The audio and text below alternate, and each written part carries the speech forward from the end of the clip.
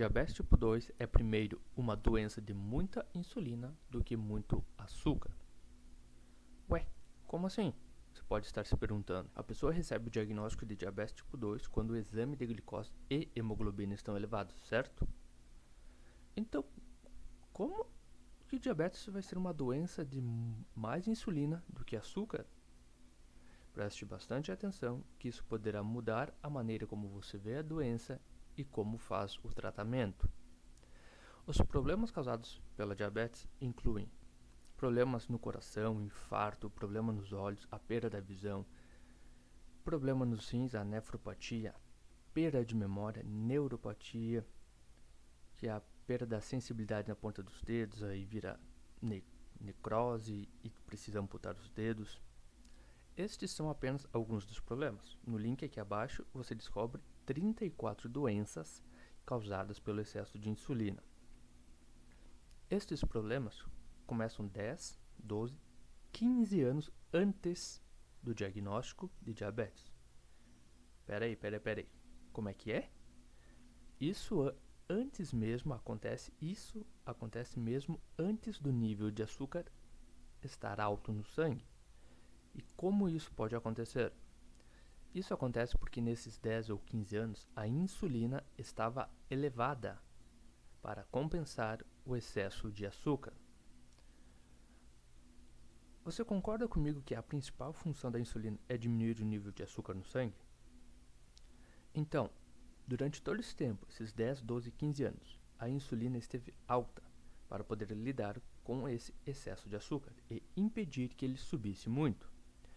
Então, todos os problemas causados pela diabetes são causados primeiramente pelo excesso de insulina. Tá, mas por que então, Ale, que depois de só 15 anos o açúcar ficou elevado no sangue? Por que só depois desse tempo que ele foi aumentado? Presta atenção. Porque o corpo desenvolveu uma condição chamada resistência à insulina. Grave bem essa frase. E por que isso aconteceu? Para se proteger. Primordialmente para o corpo se proteger. Porque os níveis elevados de insulina são tóxicos e o corpo não quer ficar doente. Logo, as células ficam resistentes ao hormônio e a consequência disso é o elevado nível de açúcar no sangue. Só então, depois de todo esse tempo, que a pessoa vai receber o diagnóstico de diabetes tipo 2. Como as células estão resistentes, o pâncreas, que é o produtor de insulina, é forçado a produzir mais insulina. Isso vai funcionar por um tempo, porque depois deste tempo ele começa a ficar cansado, exausto, estressado, e as células beta não vão mais produzir a mesma quantidade de insulina. Logo, o açúcar volta a subir novamente. E o que a pessoa nesse estágio da doença faz?